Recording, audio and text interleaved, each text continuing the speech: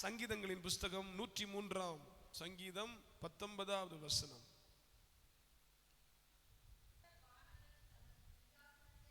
எல்லாரும் பைபிள் கொண்டு வந்திருக்கிறீங்களா? எடுத்துட்டீங்களா? கர்த்தர் வானங்களில் தமது சிங்காசனத்தை ஸ்தாபித்தார், அவருடைய ராஜரீகம் சர்வத்தையும் ஆளுகிறது. நம்ம ஆராதிக்கிற தேவனுடைய சிங்காசனம் எங்க இருக்கிறது? வானங்களில் இருக்கிறது. அதனாலதான் வானத்தையும் பூமியை உண்டாக்கினவரிடத்திலிருந்து எனக்கு ஒத்தாசை. கண்களை ஏறெடுப்பேன் அப்படின்லாம் ஆண்டவர் நிறைய பாடல்கள் வந்திருக்கிறது. நம்ம அங்க நோக்கி வாழ்கிறவர்கள். ஆமென். ஏன்னா அவர் அங்கே சிங்காசனம் போட்டிருக்கிறார். 145 சங்கீதம் 13 15 உள்ள வசனங்களில் உம்முடைய ராஜ்யம் சதா காலங்களிலும் உள்ள ராஜ்யம், உம்முடைய ஆளுகை தலைமுறை தலைமுறையாக, கர்த்தர் விழுகிற யாவரையும் தாங்கி மடங்கடிக்கப்பட்ட யாவரையும் தூக்கி விடுகிறார். எல்லா ஜீவன்களின் கண்களும் உம்மை நோக்கி கொண்டிருக்கிறது. அவர் எப்பவுமே எல்லாவற்றையும் ஆண்டு கொண்டிருந்தாலும் ஒரு ஏற்ற வேளையை வைத்திருக்கிறார். அல்லேலூயா. ஏற்ற நீர் அவைகளுக்கு ஆகாரம் கொடுக்கிறீர். இன்னைக்கு நம்ம கற்றுக்கொள்கிற ஒரு காரியம் என்ன அப்படின்னா, நம்ம எல்லாருக்குமே தெரியும், தேவராஜ்யத்தை குறித்து ஆண்டவர் நமக்கு சில காரியங்களை சொல்லிக் கொடுக்க போகிறார். ஆமென். இன்னைக்கு நம்ம கேட்க போற பிரசங்கம் ஏதோ சில மோட்டிவேஷனல் பிரீச்சிங்கா இருக்காது. இது முழுமையாய் நாம் அவருக்குள் இருக்க வேண்டும் என்கிற விருப்பத்தை நம்ம இதிலிருந்து நம்ம கற்றுக்கொள்ளலாம். ஆமென். அதாவது என்னுடைய ஜெபம் இப்போ எப்படி இருக்குதுன்னா, ஆண்டவரே நீர் என்ன விரும்புகிறீர்? ஒரு அல்லேலூயா சொல்லுங்க. நாங்க ஓடுறோம், நாங்க எல்லாமோ பண்றோம், முடிஞ்சதெல்லாம் செய்யறோம், இதெல்லாம் உண்மையிலே உமக்கு பிரியமா இருக்குதா? இது உம்மை பிரியப்படுத்துகிறதா? எங்களுடைய வாழ்க்கை உம்மை சந்தோஷப்படுத்துகிற விதத்துல இருக்குதா? அல்லேலூயா. நம்ம ஆராதிக்கிறது, நம்ம செய்கிற ஊழியமா இருக்கட்டும், நம்ம கர்த்தருக்காக நிக்கிறது, நம்ம ஆண்டவருக்கு கொடுக்கிறது, இவைகள் எல்லாம் அவரை பிரியப்படுத்துகிற விதத்துல தான் நம்ம எல்லாமே செய்யறோமா அப்படின்ற ஒரு கேள்வி நமக்கு வருகிறது. வரும் பொழுது ஒரு 2 நாளைக்கு முன்பாக நான் எழும்பும் பொழுது இந்த சத்தத்தை கேட்டுக்கிட்டே எழும்பினேன். என்ன சத்தம் அப்படின்னா, தேவனுடைய ராஜ்யம் புசிப்பும் குடிப்பும் அல்ல. ஒரு அல்லேலூயா சொல்லுங்க. தேவனுடைய ராஜ்யம் புசிப்பும் குடிப்பும் அல்ல, அது நீதியும் சமாதானமும் பரிசுத்த ஆவியினால் உண்டாகும் சந்தோஷமா இருக்கு. கரங்களை உயர்த்தி ஒரு அல்லேலூயா சொல்லுங்க. தேவனுடைய ராஜ்யம் புசிப்பும் குடிப்பும் அல்ல, அது நீதியும் சமாதானமும் பரிசுத்த ஆவியினால் உண்டாகிற சந்தோஷம். அல்லேலூயா. இன்னும் சத்தமா ஒரு அல்லேலூயா சொல்லுங்க. இப்போ பாத்தீங்கன்னா, ஒரு நல்ல ஒரு கவர்மெண்ட்ல நம்ம எல்லாரும் எப்படி இருப்போம் அப்படின்னா, நமக்கு உண்ண உணவு, உடுக்க உடை, குடிக்க தண்ணீர், இது இருந்தாதான் என்னது? அது ஒரு நல்ல ஆட்சி. அப்படித்தானே? அதுதான் ஒரு நல்ல ஆட்சி. இப்போ நம்ம புதிய சிஎம் வந்த உடனே எல்லாரும் சென்னை ஃபுல்லா எலக்ட்ரிசிட்டி கட் ஆன உடனே நிறைய ப்ராப்ளம்ஸ், செய்திகள் வந்துகிட்டே இருக்கு. அப்புறம் இந்த மாதிரி இருக்கு. அப்போ பேசிக் நீட்ஸ் கூட மீட் பண்ண முடியாத ஒரு விதத்துல இருக்குதுன்னு சொல்லி எதிர்கட்சிகள் ஒரு வாதத்தை வைக்கிறாங்க. அப்ப என்ன ஆகுது அப்படின்னா, இது ஒரு நல்லாட்சியா அப்படின்ற மாதிரி இருக்கு. அப்போ ஆனா ஆண்டவர் என்ன சொல்றாருன்னா, என்னுடைய ஆட்சி, அதாவது என்னுடைய தேவனுடைய ராஜ்யம் எப்படிப்பட்டதா இருக்குதா? இது புசிப்பும் குடிப்பும் அல்ல, அது நீதியும் சமாதானமும் இதே மாதிரி இன்னொரு வசனம் இருக்குது. தேவனுடைய ராஜ்யம் பேச்சில் அல்ல பலத்தில் இருக்கிறது. ஒரு அல்லேலூயா சொல்லுங்க. தேவனுடைய ராஜ்யம் எதுல இல்ல? வெறும் வாயினால பேசுகிறதுல இல்ல, கிரியையில இருக்குது. நான் சொல்லுங்க, கிரியையில இருக்குது. எலெக்ஷனுக்கு முன்னாடி நிறைய ப்ராமிஸ் வந்துச்சு. நான் வந்தா என்ன செய்வேன், அது செய்வேன், இது செய்வேன் அப்படின்னு நிறைய எல்லாருமே அவங்கவுங்க விதத்துல அவங்க நிறைய ப்ராமிஸ் பண்ணாங்க. ஆனா கர்த்தர் ஒரு ஒரு இப்போ ஒரு அதிகாரியை நமக்கு கொடுத்திருக்கிறார். அவரும் நிறைய ப்ராமிஸ் பண்ணாரு. வந்த உடனே அதெல்லாம் செய்யறதுக்கு இந்த நேரம் சாத்தியம் இல்லாம இருக்குது அப்படின்னு சொல்லிட்டு முந்தின கவர்மெண்ட் என்ன செஞ்சாங்களோ அதை கொடுக்குறாங்க. எல்லாருக்கும் 1000 ரூபாய் வருதுன்னு நினைக்கிறேன். வேணும்னா அவங்க அது நிறைய காரியங்களை அதை என்ன செய்யணும், அவங்க சரிப்படுத்தணும். பொருளாதார பிரச்சனைகள்லாம் இருக்கு, அதெல்லாம் சாட்டிஸ்ஃபை பண்ணா அவங்க கொடுத்த வாக்குறுதியை அவங்க கொடுப்பாங்க. ஆனா நாம் ஆராதிக்கிற தேவன் எப்படிப்பட்டவர் அப்படின்னா, அவர் வாக்கு மாறாதவர். அல்லேலூயா. அவர் ஒன்னு சொன்னா அந்த அவர் சொன்னதை நிறைவேற்றுவதற்கு ஒரு ஸ்தானம் நம்ம அவருக்கு கொடுக்கணும். நம்ம வாழ்க்கையில அவருக்கு ஒரு இடத்தை கொடுக்கணும்.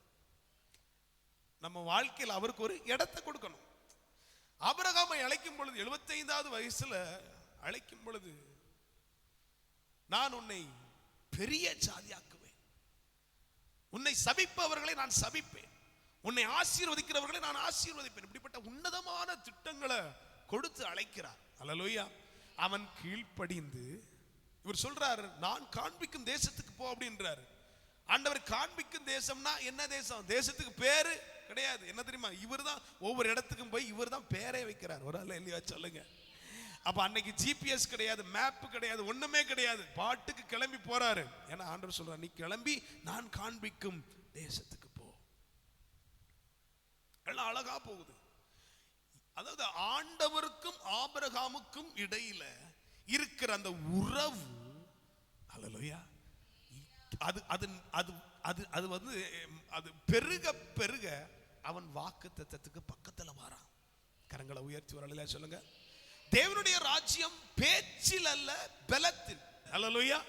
பேச்சில் அல்ல பலத்தில். அதான் இதுக்கு ஆங்கிலத்துல பலத்துக்கு ஸ்ட்ரென்த் அப்படின்னு இருக்குது. ஆனா மூல பாஷையில பொசிஷன் அப்படின்னு இருக்கு. பொசிஷன் அப்படின்னா ஸ்தானத்தை குறிக்கிறது. ஒரு அல்லேலூயா சொல்லுங்க. அப்ப தேவனுடைய ராஜ்யம் பேச்சில் அல்ல ஸ்தானத்தில் இருக்கிறது. நம்ம பேசுகிறோம், ஆராதிக்கிறோம், ஆனா நம்முடைய ஸ்தானத்துல நம்மளும் இல்ல, அவர் விரும்புகிற ஸ்தானத்துல அவரை நம்ம வைக்கவும் இல்லை. ஆமென். எத்தனை பேருக்கு நான் சொல்றது புரியுது? அவர் விரும்புகிற ஸ்தானத்துல நானும் இல்லை, அவரை வைக்க வேண்டிய ஸ்தானத்துல நான் அவரை வைக்கவும் இல்லை. இப்ப என்னன்னா, கரெக்டான ஸ்தானத்துல நம்ம அவரை வச்சுட்டோம் அப்படின்னா, அவர் விரும்புகிற ஸ்தானத்துல நம்ம நின்னுட்டோம் அப்படின்னா வாக்குத்தத்தம் பூரணமாயிரும். அல்லேலூயா. வாக்குத்தத்தங்கள் இயேசு கிறிஸ்துவுக்குள் ஆமென்றும். அப்ப நாம் இயேசு கிறிஸ்துவுக்குள் போகிறது வரைக்கும் இந்த ஆமென்றது நடக்காது. நான் சொல்றது சரியா? அப்ப தேவனுடைய ராஜ்யத்துக்குள்ள நாம் போகும் பட்சத்தில், அவருடைய விருப்பத்துக்குள் நான் பிரவேசிக்கும் பட்சத்தில் அவருடைய வாக்குத்தத்தங்கள் என் லைஃப்ல நிறைவேறும். அல்லேலூயா. அப்போ தேவனுடைய ராஜ்யம் வெறும் பேச்சில் அல்ல, பலத்தில் இருக்கிறது. எல்லாரும் வாய் சொல்லுங்க, பலத்தில் இருக்கிறது. சொல்லுங்க, பலத்தில் இருக்கிறது. இயேசு கிறிஸ்து இந்த உலகத்துல வந்து அவர் அநேக பிரசங்கங்களை பண்ணினாலும் தேவனுடைய ராஜ்யத்தை குறித்து தான் அவருடைய மெயின் ஃபோக்கஸ் இருந்துச்சு. ஆமாம். தரித்திரங்களுக்கு சுவிசேஷம் அறிவிக்கிறது மட்டுமல்ல, அவர் தேவனுடைய ராஜ்யம் சமீபமா இருக்கிறது அப்படின்றார். அவர் ஏன் அற்புத அடையாளங்களை செய்தார் அப்படின்னு நீங்க பாத்தீங்கன்னா, எடுத்து வாசிங்க. ஒரு 2-3 வசனங்களை நான் சொல்றேன். மத்தேயு சுவிசேஷம் 12ஆம் அதிகாரம் 28வது வசனம். நான் தேவனுடைய ஆவியினாலே பிசாசுகளை துரத்துகிறபடியால்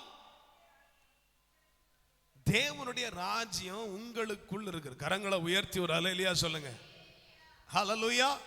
இப்ப அவர் என்ன, ஏசப்பா என்ன சொல்றாருன்னா, தேவனுடைய ராஜ்யம் ஏன் உங்களுக்குள்ள இருக்குதுன்னா, அவர் தேவனுடைய ஆவியினாலே பிசாசுகளை துரத்துகிறதுனால. லூக்கா 11:20 வாசிக்கும் பொழுது, நான் தேவனுடைய விரலினாலே பிசாசுகளை துரத்துகிறபடியினால் தேவனுடைய ராஜ்யம் உங்களிடத்தில் வந்திருக்கிறது. கரங்களை உயர்த்தி ஒரு அல்லேலூயா சொல்லுங்க. இன்னும் சத்தமா ஒரு அல்லேலூயா சொல்லுங்க. அப்போ இதுக்கு அர்த்தம், தேவனுடைய ராஜ்யம் எப்ப வருது அப்படின்னா, எப்பொழுது அவருடைய கிரியை வெளிப்படுகிறதோ அப்பதான் தேவனுடைய ராஜ்யம் நமக்குள்ள வருது. ஆமென். லூக்கா 6:20 அப்பொழுது அவர் தம்முடைய சீஷர்களை நோக்கி, தரித்திரராகிய நீங்கள் பாக்கியவான்கள், தேவனுடைய ராஜ்யம் உங்களுடையது அப்படின்றார். ஆமென். ஹல்லேலூயா. இந்த கப்பு ஃபுல்லா தண்ணி இருக்குது. திடீர்னு ஒரு தம்பி நல்ல ஒரு சுக்கு காப்பி, ஒரு ஜக்கில் மக்கில் கொண்டு வந்து ஃபஸ்ட் இதை ஊற்றுங்க, இதை குடிங்க அப்படின்னா நான் முதல்ல இதில் இருக்கிற தண்ணியை உள்ள ஊற்றணும், இல்லைன்னா வெளியே ஊற்றணும். ஆமென், அல்லேலூயா. அதே போல அவரிடத்திலிருந்து எதையாகிலும் நான் பெற்றுக்கொள்ள வேண்டும்னா நான் எம்டி வெசலாக இருக்கணும். ஒரு அல்ல, எல்லாரும் வாய சொல்லுங்க, எம்டி வெசல். தேவனுடைய ராஜ்யம் உங்களுக்கு வரணும்னா பேங்க் பேலன்ஸ் 0வா இருக்கணும். எத்தனை பேருக்கு மைனஸ்ல இருக்கு? அல்ல, வெக்கப்படாம கையை தூக்குங்க. எத்தனை பேர் மைனஸ்ல இருக்கு? ஸ்தோத்திரம். ஒரு தீர்க்கதரிசி புத்திரர் எல்லாத்தையும் இதெல்லாமோ செஞ்சிருக்கிறார். செஞ்சதுல என்ன ஆயிட்டுன்னா கடன் வாங்கி வச்சுட்டு போயிட்டார். ஆமென், கடன் வாங்கி வச்சுட்டு போயிட்டார். ஆனா என்ன நடந்துச்சு? செத்தும் போயிட்டார். இப்ப கடன் கொடுத்தவன் வர்றான், பிள்ளைகள் 2 பேரையும் நான் கூட்டிட்டு போயிடுறேன் அப்படின்றான், அடிமையா கொண்டு போயிடுறேன் அப்படின்றான். இந்த அம்மா ஓடி வந்து தீர்க்கதரிசிட்ட, என் ஆண்டவனே இப்படி எல்லாம் வாங்கி வச்சுட்டு போயிட்டாரு, போட்டு கேட்கிறேன், உன்ட என்ன இருக்கு? கொஞ்சம் என்ன, ஒரு அல்லேலூயா சொல்லுங்க. மீதி எல்லாம் எம்டியா இருக்கு. எவ்வளவு பாத்திரம் எம்டியா இருந்துச்சோ அவ்வளவு தூரம் அவனுக்கு ஆசீர்வாதம். எத்தனை பேருக்கு 3 பேங்க்ல அக்கௌண்ட் இருக்கு? எத்தனை பேர் 4 பேங்க்ல அக்கௌண்ட் வச்சிருக்கீங்க? எல்லா பேங்க்லயும் அக்கௌண்ட் இருக்கு, ஆனா எந்த பேங்க்லயும் பணம் இல்லை. ஸ்தோத்திரம். எல்லாத்துலயும் அக்கௌண்ட் இருக்கு, பணம் இல்லை. ஏன்னா நாங்க எப்படி அக்கௌண்ட் ஓபன் பண்ணுவோம்னா, எந்த பேங்க்ல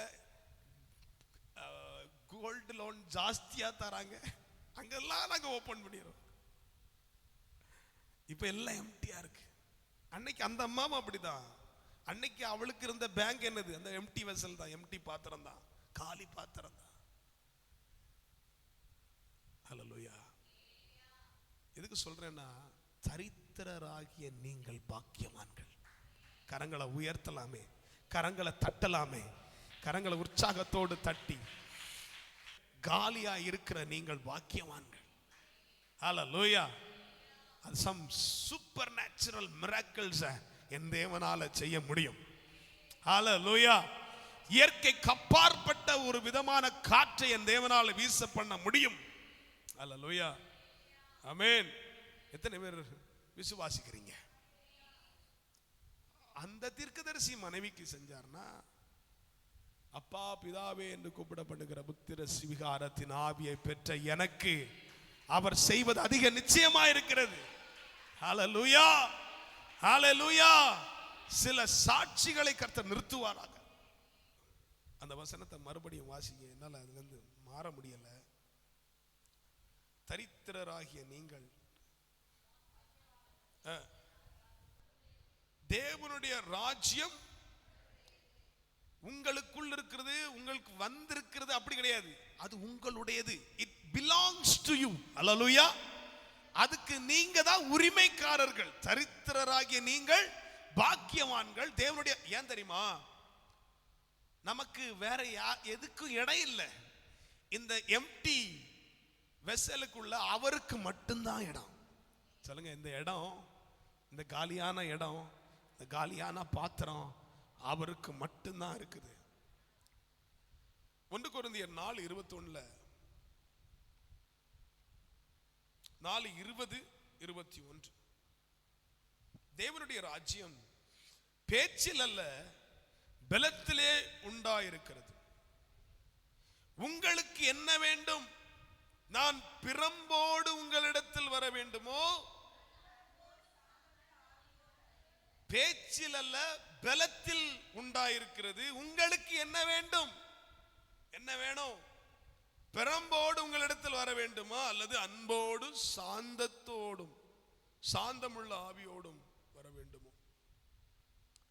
நல்லா கவனிக்கணும் கர்த்தருடைய பிள்ளைகளே. தேவனுடைய ராஜ்யம் நம்முடைய வாழ்க்கையில ரொம்ப அவசியம். அதாவது தேவனுடைய ஆளுகை, தேவனுடைய வழி நடத்துதல், தேவனுடைய உணர்த்துதல் நமக்கு ரொம்ப அவசியம். ஹல்லேலூயா. வலதுபுறம் இடதுபுறம் சாயும் பொழுது வழி இதுவே அப்படின்ற சத்தம் யாருக்கு கேட்கும் தெரியுமா? எல்லாருக்கும் கேட்காதுங்க. யார் அவருடைய கண்ட்ரோல்ல இருக்கிறாரோ அவங்களுக்கு தான் கேட்கும். ஆமென்.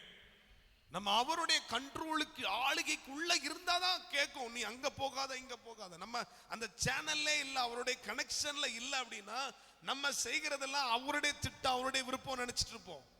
இன்னைக்கு நிறைய பேர் அடி வாங்குறதுக்கு காரணம் என்ன? நிறைய தலை குனிகிறதுக்கு காரணம் என்னன்னா நம்ம விருப்பத்தை அவர் விருப்பமா நினைச்சு அநேக நேரங்கள்ல தலையிடுகிறதுனாலதான். கர்த்தருடைய ராஜ்யம் எப்படி ஆரம்பிக்கிறதுனா சின்ன சின்ன காரியங்கள் ஆரம்பிக்கும். ஒரு அல்லேலூயா சொல்லுங்க. எடுத்து வாசியுங்கள். மார்க் சுவிசேஷம் 4ஆம் அதிகாரம் 31-32. தேவனுடைய ராஜ்யம் கடுகு விதைக்கு ஒப்பாயிருக்கிறது. அது பூமியில் விதைக்கப்படும் போது பூமியில் உள்ள சகல விதைகளிலும் சிறியதாயிருக்கிறது. விதைக்கப்பட்ட பின்போ அது வளர்ந்து சகல பூண்டுகளிலும் பெரிதாகி ஆகாயத்து பறவைகள் அதனுடைய நிழலின் கீழ் வந்தடையத்தக்க. ஆண்டவர் இன்னொரு உவமை சொல்றாரு. கோதுமையானது நிலத்தில் விழுந்து சாகாவிட்டால் மிகுந்த பலன் கொடுப்பதில்லை. ஹல்லேலூயா. அதே மாதிரி இந்த கடுகு விதை, ஒரு இடத்துல சொல்வார் கடுகு விதை அளவு விசுவாசம் இருந்தா போதும் அப்படின்றார். ஆனா அந்த அளவுக்கு அதை விட சின்ன விதை கிடையாதுன்னு நினைக்கிறேன் இந்த உலகத்துல. கடுகு விதையை குறித்து சொல்றாங்க. அப்ப அந்த விதை முதல்ல அதை மண்ணுக்குள்ள போடும் பொழுது அது ஒரு பெரிய மரமா வளரும்ன்றது யாருக்குமே தெரியாது. ஒரு அல்லேலூயா சொல்லுங்க. 2 கரங்களை உயர்த்தி ஒரு அல்லேலூயா சொல்லுங்க. நான் அப்படியே அந்த கடுகு விதைய இயேசு கிறிஸ்துவுக்கு ஒப்பிட்டு நான் சொல்ல விரும்புகிறேன். இதோ மரித்தேன், ஆனாலும் சதா காலங்களிலும் உயிரோடு. அவர் மரித்து 3ஆவது நாள் எழும்பினார். பெந்தைக்கோஸ்தே நாளில் சீஷர்களுக்கு தம்முடைய ஆவியை கட்டளையிட்டார். அல்லேலூயா. 12 பேர் கூட 120 பேர் இருந்தாங்க. 120 மேலும் இறங்கின அந்த பரிசுத்த ஆவியானவர் இயேசு கிறிஸ்துவுக்கு மேல மட்டுமே இருந்த அந்த பரிசுத்த ஆவியானவர் 120 பேருக்கு மேல கடத்தப்பட்டதுக்கு அப்புறம் அது இன்னைக்கு எவ்வளவு பெரிய செடியா வளர்ந்து திட்டு வலையிலையும் அந்த செடியினுடைய ஒரு கிளையா நம்ம உட்கார்ந்து இருக்கிறோம். ஆனா அது ஆரம்பிக்கும் பொழுது எல்லாராலும் அங்கீகரிக்கப்பட்டது அல்ல. ஆமென்.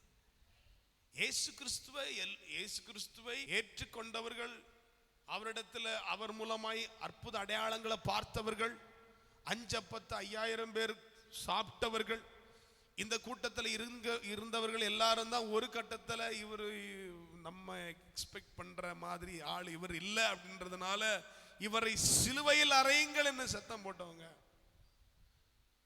அநேகர் நன்மையை பெற்றும் அவருக்கு இவர்களுடைய முகத்தை மறைத்தார்கள். அவர் அசட்டை பண்ணப்பட்டவரும் மனுஷரால் புறக்கணிக்கப்பட்டவருமாயிருந்தார். இதெல்லாம் ஆரம்பத்தில் தெரியாது, பிசாசுக்கு தெரியாது, இந்த உலகத்தில் யாருக்குமே தெரியாது, பெரிய ஞானவான்களுக்கு தெரியாது. ஆனா அதே அந்த ஒரு கடுகுல தான் நம்ம எல்லாரும் இன்னைக்கு இளைப்பாரி கொண்டிருக்கிறோம். கரங்களை உயர்த்தி ஒரு அல்லேலூயா. விதைக்கப்பட்ட பின்போ அது வளர்ந்து சகல பூண்டுகளிலும் பெரிதாகி ஆகாயத்து பறவைகள் அதனுடைய நிழலின் கீழ் வந்தடையத்தக்க பெரிய கிளைகளை. கரங்களை உயர்த்தி ஒரு அல்லேலூயா சொல்லுங்க. ஒரே ஒரு இரட்சகர், 12 அப்போஸ்தலர்கள், சின்ன சின்ன குழுக்களாய் ஆரம்பிக்கப்பட்ட இந்த ஊழியம் இன்னைக்கு இந்த ஊழியம் இல்லாத கிராமங்களே இல்லை, இந்த சுவிசேஷம் போகாத இடங்களே இல்லை, இயேசுவை அறியாதவர்கள் யாருமே இல்லை. ஆனா ஆரம்பம் எப்படி இருக்குது? அற்பமா இருக்குது. இதை போலதான் நமக்குள்ள ஆரம்பிக்கப்பட்ட இந்த பரலோக ராஜ்யம் இன்னைக்கு உங்க பார்வையிலே கொஞ்சம் ஒரு மாதிரி தான் இருக்கு. அல்லேலூயா சொல்லுங்க. அல்லேலூயா. ஆமே. முன்பு உன் தாயாகிய லோவிசாளுக்குள்ளும், அதுக்கப்புறம் தீமோத்தேயை குறித்து சொல்லும் பொழுது பாட்டியாகிய லோவிசாளுக்குள்ளுமா. அப்புறம் அதாவது அது எப்படி ஒவ்வொரு ஜெனரேஷனுக்குள்ள கடத்தப்படுகிறது. நான் விசுவாசித்து ஒரு வார்த்தை சொல்லட்டா, உங்க மேல கடத்தப்பட்ட அதே தயவு உங்க பிள்ளைகள் மேலேயும் கடத்தப்படும். அல்லேலூயா. சுவிசேஷம் கடத்தப்பட்டே ஆக வேண்டும்.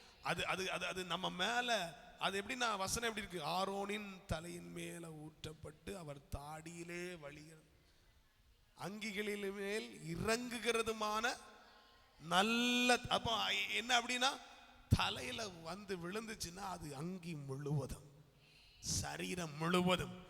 ஆமா. இன்னைக்கு ஒருவேளை உங்க பிள்ளைங்க தேவ சமூகத்தில் இல்லாம இருக்கலாம், தேவன் அற்றவர்களா இருக்கலாம். ஆனா இந்த நம்ம மேல ஊற்றப்பட்டது அதே பரிசுத்த ஆவியானுடைய அதே அனாயிண்டிங்கா இருந்துச்சு அப்படின்னா அது நம்முடைய சந்ததிகளுக்கு மேலே அப்படியே இறங்கும். இதுதான் தேவராஜ்யத்தின் மகிமை. இதுதான் தேவராஜ்யத்தின் மகிமை.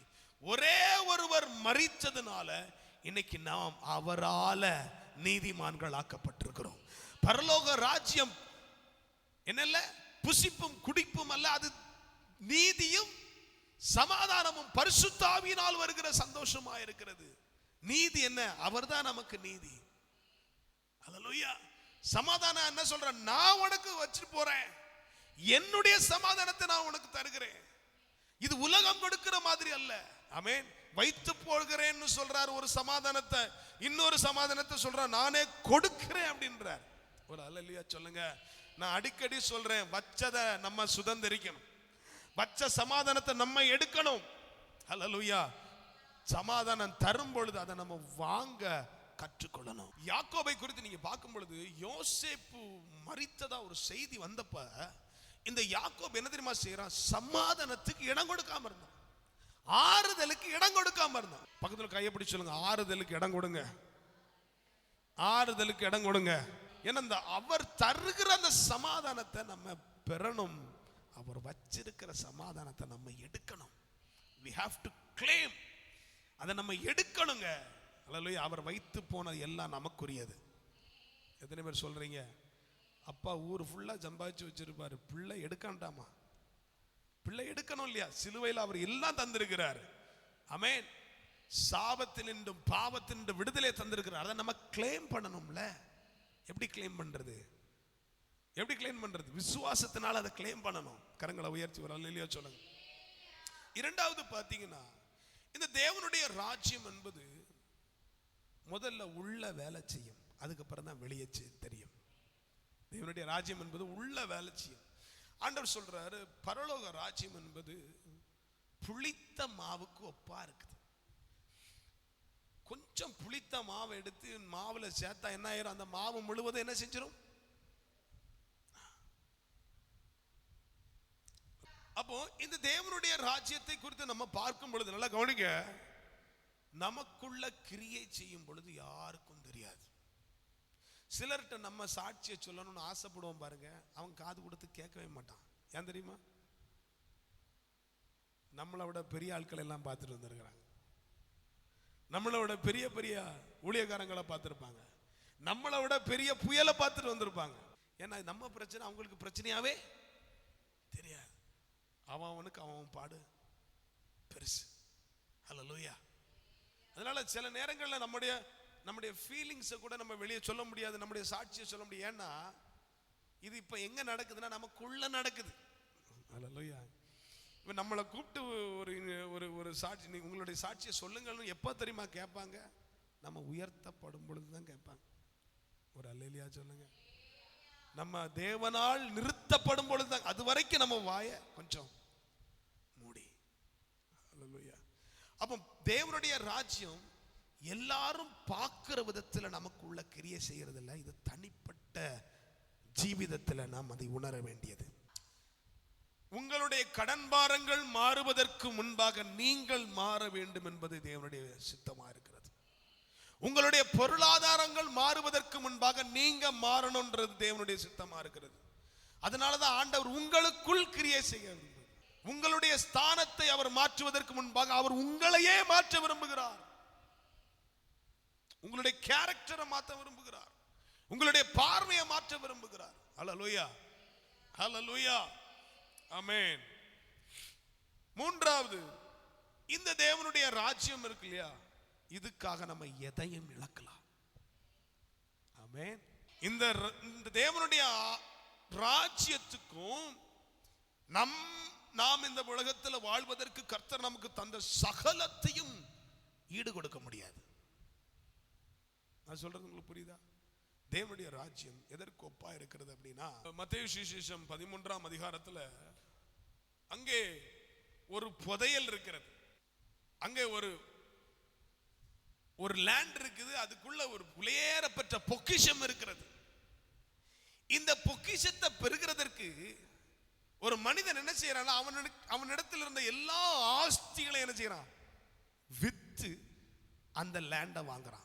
ஏசப்பா ஒரு நேரத்தில் அப்படி உட்கார்ந்து இருக்கும்போது ஒருத்தன் வந்தான்.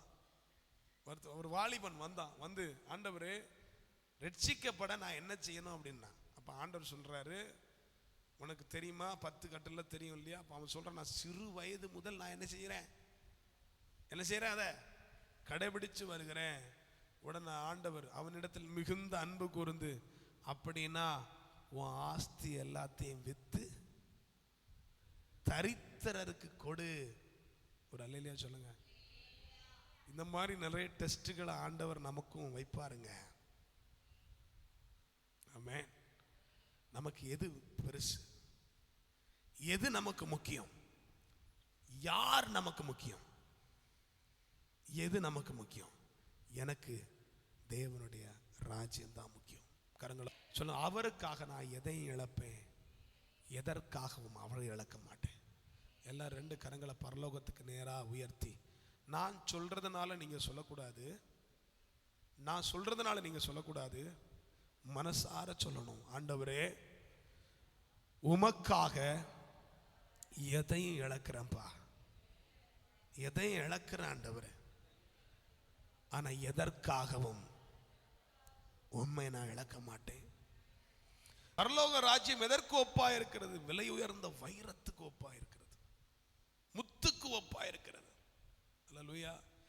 இப்ப நான் என்ன சொல்றேன் அப்படின்னா, நீங்க எப்படி இந்த ராஜ்யத்தை பார்க்கறீங்க?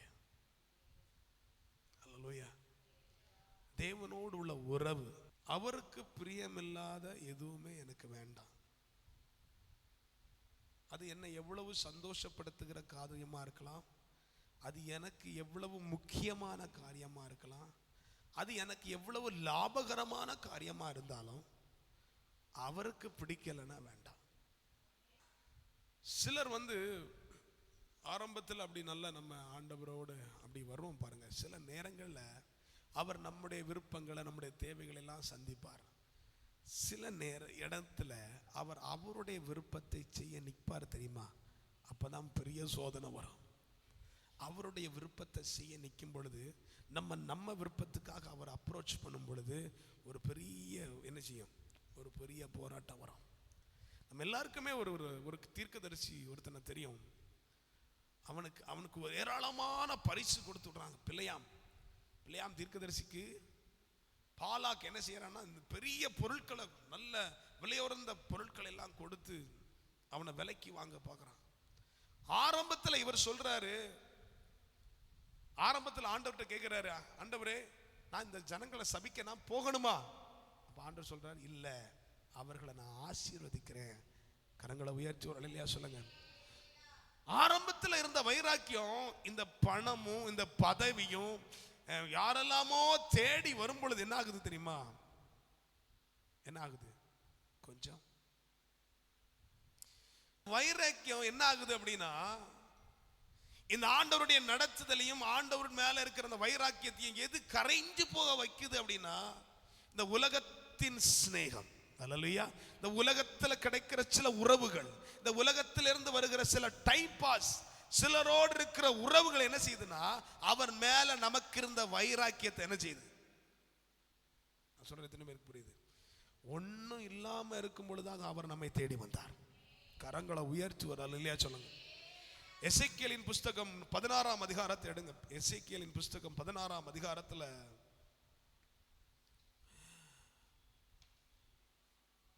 8வது வசனம், நான் உன்னருகே கடந்து போன போது உன்னை பார்த்தேன், அப்பொழுது என் வஸ்திரத்தை உன்மேல் விரித்து உன் நிர்வாணத்தை மூடி உனக்கு ஆணை இட்டு கொடுத்து. ஆண்டவர் வந்து ஆணையிட்டு உடன்படிக்கை பண்றதுக்கு எந்த தகுதியும் நமக்கு கிடையாது. ஒரு அல்லேலூயா சொல்லுங்க. ஹல்லேலூயா. அப்படி இருக்கிற நமக்கிட்ட அவர் ஒரு உடன்படிக்கை பண்றார், ஒரு ஆணை இடுகிறார். ஆமென். நான் உன்னை ஜலத்தினால் முழுக்காட்டி உன்னை இரத்தமர ஸ்தானம் பண்ணி வித்து உனக்கு எண்ணெய் பூசி, அப்படி நிறைய காரியங்கள் இருக்குது. 13-14 வசனங்களை வாசிக்க. 13-14. இவ்விதமாய் பொன்னினாலும் வெள்ளியினாலும் நீ அலங்கரிக்கப்பட்டாய், உன் உடுப்பு மெல்லிய புடவையும் மெல்லிய மாவையும் தேனையும் நெய்யையும் சாப்பிட்டாய். யாரு? ரோட்ல கிடந்த ஆளு, ஒண்ணும் இல்லாத ஆளு. ஆமென். நிர்வாணமா இருந்த ஆளு. ஒரு அல்லேலூயா சொல்லுங்க. இன்னும் சத்தமா ஒரு அல்லேலூயா சொல்லுங்க. Healthy food, luxurious Dress.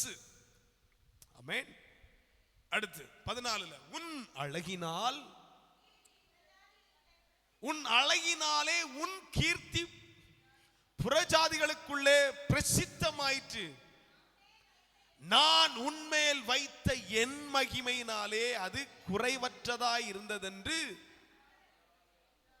கரங்களை உயர்த்தி ஒரு அல்லேலூயா சொல்லுங்க. இன்னும் சத்தமா ஒரு அல்லேலூயா சொல்லுங்க. ஒன்னில்லாத நம்மை எடுத்து அலங்கரித்து நமக்கு எல்லாம் கொடுத்து அவருடைய மகிமையினால் ஒரு அழகை தந்து. ஒரு அல்லேலூயா சொல்லுங்க. இதெல்லாம் வந்ததுக்கு அப்புறம் தான் உறவுகளே தேடி வருது. அது வரைக்கும் உடன்பிறப்புகளுக்கே கண்ணு தெரியாது. தேவனுடைய மகிமை நம்ம மேல வரும் பொழுது என்ன செய்யும்? எல்லாம் நம்ம மேல அட்ராக்ஷன் வரும். ஒரு அல்லேலூயா சொல்லுங்க. கர்த்தருடைய மகிமை உன்மேல் உதித்தது.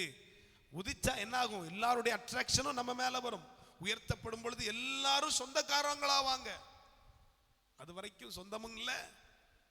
அல்லேலூயா. அப்ப நம்ம என்ன பாடினோம்? சொந்தம் என்று சொல்லிக்கொள்ள, அப்படி பாடினோம். இப்போ மகிமை வந்த உடனே, உயர்வு வந்த உடனே அந்த சொந்தங்களுக்கு நம்ம என்ன செய்யறோம்? இந்த மகிமையை விட, இந்த கனத்துக்குரியவரை விட நம்ம இம்பார்ட்டன்ஸ் கொடுக்கிறோம். பட் தேவனுடைய ராஜ்யத்துக்கு நம்ம எவ்வளவு முக்கியத்துவம் கொடுக்கிறோம் அப்படின்றத நம்ம சிந்திக்கணும். கரங்களை உயர்த்தி ஒரு அல்லேலூயா சொல்லுங்க. இந்த தேவனுடைய ராஜ்யத்தை தக்க வைக்கிறதுக்கு we have to pay price. கிரயம் செலுத்தணும். கிரயம் செலுத்தணும். இதை வச்சிருக்கிறதுக்கு, அவருடைய உறவை நம்ம வச்சிருக்கிறதுக்கு நம்ம கிரயம் செலுத்தணும். என்ன கிரயம் தெரியுமா? உலகத்தால் வருகிற எந்த நன்மையையும் இவருக்கு ஒப்பிடக்கூடாது. எந்த உயர்வையும் தேவனுக்கு ஒப்பிடக்கூடாது. கரங்களை உயர்த்தி ஒரு அல்லேலூயா சொல்லுங்க. நம்முடைய சபையில் இன்னைக்கு கொஞ்சம் ஆத்துமாக்கள் இருக்கிறாங்க. 1000 பேர் வந்தாலும் அவருக்கு இணை இது கிடையாது. அவருக்கு இணை ஊழியம் கிடையாது. அவருக்கு இணை அற்புதங்கள் அடையாளங்கள் கிடையாது. அவருக்கு இணை ஆசீர்வாதம் கிடையாது. நான் சொல்ற எத்தனை பேருக்கு புரியுது? எத்தனை பேருக்கு நான் சொல்றது புரியுது? தேவனுடைய ராஜ்யம் பேச்சில் அல்ல, பலத்தில் இருக்கிறது. தேவனுடைய ராஜ்யம் பேச்சில் அல்ல, ஸ்தானத்தில் இருக்குது. என் ஸ்தானத்தில் இருக்குது. நான் அவருக்கு கொடுக்கிற ஸ்தானத்தில் இருக்கு. கரங்களை தட்டி கர்த்தருக்கு ஒரு மகிமை செலுத்துவோம். இன்னும் 2 கொரிந்தியர் 10ஆம் அதிகாரம் 4-5. எங்களுடைய போராயுதங்கள் மாமிசத்திற்கு ஏற்றவைகளாய் இராமல் அரண்களை நிர்மூலமாக்குகிறதற்கு தேவ பலம் உள்ளவர்களாய் இருக்கிறது. அவைகளால் தர்க்கங்களையும்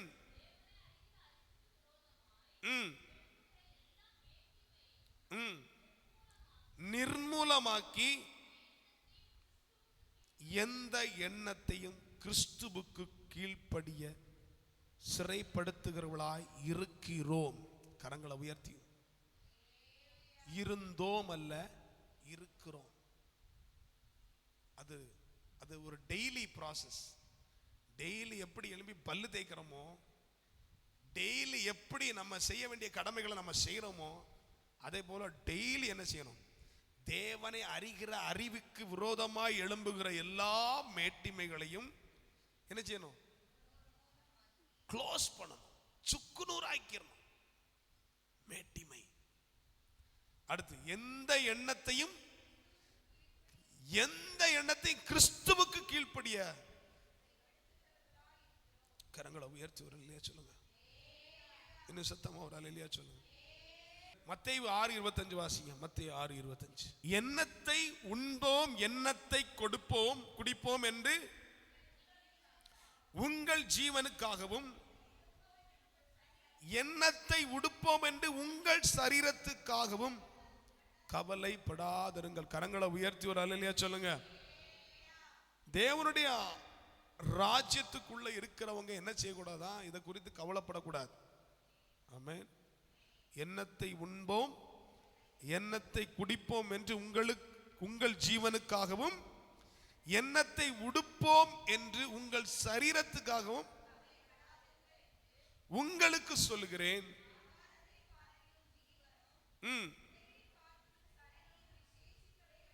கரங்களை உயர்த்தி இல்லையா சொல். ஆகாரத்தை பார்க்கிலும் ஜீவனும். அப்போ நீங்க உடைக்கு கொடுக்கிற இம்பார்ட்டன்ஸ் எதுக்கு கொடுக்கணும்? சரீரத்துக்கு கொடுக்கணும். ஆமென். அல்லேலூயா. பட்டு சாரி வாங்கி சுத்துறதை விட சோத்திரம் உடம்ப நல்ல ஹெல்த்தியா பார்க்கணும். அல்லேலூயா. இந்த சத்தமா ஒரு அல்லேலூயா சொல்லுங்க. நாக்குக்கு டேஸ்டா சாப்பிடுறதை விட உடம்புக்கு ஆரோக்கியமானதை சாப்பிடணும். ஆகாரத்தை பார்க்கிலும் ஜீவனும். இந்த ரெண்டுமே அவர் தான் எனக்கு கொடுத்தார். அல்லேலூயா. அவருடைய சுவாசத்தை எனக்குள்ள வச்சாரு. அவருடைய சாயலை என்னை சிருஷ்டித்திருக்கிறார். இதுக்கு தேவையானது அவர் எனக்கு தருவார். ஆனா எனக்கு தேவை அவருடைய ராஜ்யம். அதனால ஆண்டவர் சொல்ற, முதலாவது தேவனுடைய ராஜ்யத்தையும் அவருடைய நீதியையும் தேடுங்கள், அப்பொழுது இவைகள் எல்லாம் உங்களுக்கு சேர்த்து கொடுக்கப்படும். கரங்களை உயர்த்தி ஒரு அல்லேலூயா சொல்லுங்க. கடைசியா ஒரு காரியம் மட்டும் சொல்றேன் தேவ பிள்ளைகளே. தேவனோடு இருக்காத நாள் இருக்கக்கூடாது. தேவனோடு பேசாத நாள் இருக்கக்கூடாது. ஆமென். சங்கீதக்காரர் சொல்றான், இருதயத்தில் அவரோடு பேசிக்கொண்டு அமர்ந்திருந்தேன். ஒரு அல்லேலூயா சொல்லுங்க. எப்பொழுதும் இருதயத்தில் நீங்க அவரோட பேசிக்கிட்டே இருங்க, அவரோட கம்யூனிகேட் பண்ணிட்டே இருங்க, அவரோட பேசிட்டே இருங்க. உங்க நினைவுகள் எல்லாம், வருகிற எண்ணங்கள் எல்லாம் அவருக்கு நீங்க வெளிப்படுத்துங்க. ஆண்டவரே, இப்படி ஒரு சிந்தனை வருது, இப்படி ஒரு காரியம் வருது, இப்படி ஒரு பிசினஸ் ஐடியா வருது, இப்படி செய்யலாம் நினைக்கிறேன்னு எல்லாவற்றையும் நீங்க அவருக்கு தெரியப்படுத்திட்டே இருங்க. ஒரு அல்லேலூயா சொல்லுங்க. ஒரு வேதனைனா கூட அவங்ககிட்ட அப்பாட்ட நீங்க சொல்லுங்க. கடந்த நாள்ல ஒரு ஒரு ஒரு ஒரு ஒரு நல்ல ஒரு பெரிய ஒரு ஃபங்க்ஷனுக்கு நாங்க போயிருந்தோம். அந்த ஃபங்க்ஷன்ல நம்ம போன வாரம் என்ன செய்தி பார்த்தோம்? when you are not invited அப்படின்னு ஒரு செய்தி பார்த்தோம். அப்படிதானே? அப்போ எனக்கு அந்த செய்தி முடிச்சுட்டு அந்த ஃபங்க்ஷன் அட்டென்ட் பண்ணிட்டு வரும்பொழுது இப்படி ஒரு டைட்டில் வந்துச்சு, when you are invited and insulted. when you are invited and insulted, அதாவது அழைச்சிட்டு மூக்க இருக்கிறது. எவ்வளவு அழகா இருக்குல்ல? சோத்திரம். அப்போ அந்த ஒரு அனுபவம் எனக்கு அன்னைக்கு கிடைச்சிது. அந்த ஃபங்க்ஷனுக்கு போனப்போ கிடைச்சிது. அப்போ ரொம்ப நான் யார்கிட்டையுமே சொல்லலை. கொஞ்சம் எதனால அழைத்தவர்கள் ஏன் நம்முடைய மூக்கை அறுக்க வேண்டும், ஏன் நம்மளை மதிக்கவில்லை அப்படின்னு நமக்குள்ள ஒரு சிந்தனை. அப்போ என்னன்னா, தேவ கிருபையினால எனக்கு எப்பவுமே இப்படி ஒரு சிந்தனை ஆண்டவர் தருவாரு. நான் என்ன செஞ்சேன், இவங்க இப்படி நடக்கிறதுக்கு நான் என்ன செஞ்சேன்? அல்லேலூயா, அல்லேலூயா. For every reaction there is opposite reaction. அப்படி தானே? அதுதானே ஒரு லா இருக்கு. அப்படி ஒரு லா இருக்கு. நான் அப்போ ஒரு இப்படி ஒரு ரியாக்ஷன், இப்படி ஒரு மூஞ்சி, இப்படி ஒரு வெளிப்பாடு, இப்படி ஒரு வரவேற்பு, இப்படி ஒரு அவமானம் எதற்காக வருது அப்படின்னு நான் என்ன செய்யணும்? ஆராயணும். எதனால அப்படின்னா எனக்கு ஞாபகம் வந்துச்சு. ஆண்டவர் ஞாபகப்படுத்திட்டார். இருந்தாலும் எனக்கு கொஞ்சம் வேதனையாக தான் இருந்துச்சு. அப்போ நான் என்ன செஞ்சேன்னா ஆண்டவர்கிட்ட, ஆண்டவர் ஆனாலும் இது கொஞ்சம் எனக்கு கொஞ்சம் வேதனை உண்டாக்குகிறதா இருக்குது அப்படின்னு சொன்ன உடனே ஆண்டவர் எசாயாவின் புஸ்தகம் 53ஆம் அதிகாரத்தில் 3வது வசனத்தை எடுத்து காண்பித்தார். அவர் அசட்டை பண்ணப்பட்டவரும் மனுஷரால் புறக்கணிக்கப்பட்டவரும் துக்கம். இந்த தேவனுடைய ராஜ்யத்துக்குள்ள, தேவனுடைய அந்த உறவுக்குள்ள, கர்த்தருடைய ஆளுகைக்குள்ள இருக்கிற கர்த்தருடைய பிள்ளைகளுக்கு அவருடைய ஒரு வார்த்தை போதும் நம்மளை சந்தோஷப்படுத்துறதுக்கு. அல்லேலூயா. ஒரு வார்த்தை போதும் நம்மளை தூக்கி விடுறதுக்கு. இப்போ அவர் அசட்டை பண்ணப்பட்டவரும் மனுஷரால் புறக்கணிக்கப்பட்ட, அசட்டை பண்ணப்பட்டவர்ன்ற வார்த்தையை பார்த்த உடனே அவரையே அசட்டை பண்ண ஒரு அல்லேலூயா சொல்ல, அவரே அசட்டை பண்ணாங்க இல்லையா? அப்புறம் நமக்கு என்ன? எல்லாரும் எழுப்பி நிற்கிறீங்களா தேவ சமூகத்தில்? எல்லாத்த விட எனக்கு என்ன முக்கியம் தெரியுமா? தேவனுடைய ராஜ்யம். ஏசப்பா அவ்வளவு நல்லது செஞ்சோம், அவர் அசட்டை பண்ணாங்க. நம்ம அசட்டை பண்றதுனால நன்மை செய்யாம இருக்கவே கூடாது, நம்ம நன்மை செய்யணும். அல்லேலூயா. நாம் எதற்காக அழைக்கப்பட்டோமோ அதற்காக ஆசையோடு தொடர்கிறோம், ஆசையோடு தொடர்கிறோம். 2 கரங்களை பரலோகத்தின் மேல உயர்த்தி, தேவனுடைய ராஜ்யம் பேச்சில் அல்ல, பலத்தில் இருக்கிறது. தேவனுடைய ராஜ்யம் புசிப்பும் குடிப்பும் அல்ல, அது நீதியும் சமாதானமும் பரிசுத்த ஆவியினால் உண்டாகிற சந்தோஷமா இருக்கிறது. உணர்ச்சி வசப்படுகிறதல்ல, உணர்வடைகிறது. உணர்ச்சி வசப்படுகிறதுல உணர்வடையல. ஆவியில நிரம்புகிறதா இருக்கும், அந்நிய பாஷை பேசுறதா இருக்கும், ஆனா வாழ்க்கையில ஒரு மாற்றமும் இருக்காது. இது வந்து உணர்ச்சி வசப்படுகிறது. இதனால நமக்கு ஒரு பிரயோஜனம் இல்லை. நான் உணர்வடையணும். நான் உன் அருகே கடந்து வரும் பொழுது மிதிபடுவதற்கு ஏதுவாய் இருந்த உன்னை ஆண்டவர் நீ பிழைத்திரு. ஒரு கண்ணு என் மேல இறங்காத பொழுது அவருடைய கண் என் மேல இறங்குச்சு. அவர் சொல்லுகிற ஒவ்வொரு வார்த்தையினாலும் பிழைப்போம். ஆண்டவர் சிலரை பார்த்து சொல்றார், இந்த காரியத்துல நீ பிழைப்பேன்றார்.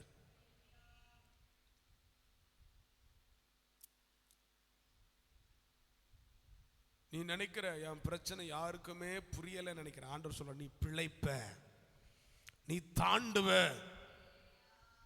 ஏன்னா யாரும் இந்த சிச்சுவேஷன்ல உங்களை பார்க்கணும்னு விரும்ப மாட்டாங்க, ஆனா அவர் விரும்பி பார்க்கிறார். அவர் விரும்பி பார்க்கிறார். சிலருடைய குடும்ப சூழ்நிலையை அவர் விரும்பி பார்க்கிறார். ஒரு மாற்றத்தை உண்டு பண்ண வேண்டும் என்று அவர் பார்க்கிறார். ஆனா நீ என்ன தெரியுமா? 9வது வசனம், நான் உன்னை ஜலத்தினால் முழுக்காட்டி. Glory. ஸ்தோத்திரம். சில அற்புதங்களை எடுத்த உடனே அவளுக்கு ஒரு அழகு உண்டாகலங்க. அந்த அழகு வர்றதுக்கு ஒரு பெரிய ப்ராசஸ் இருக்கு. அந்த உயர்வு வருவதற்கு ஒரு பெரிய ப்ராசஸ் இருக்கு.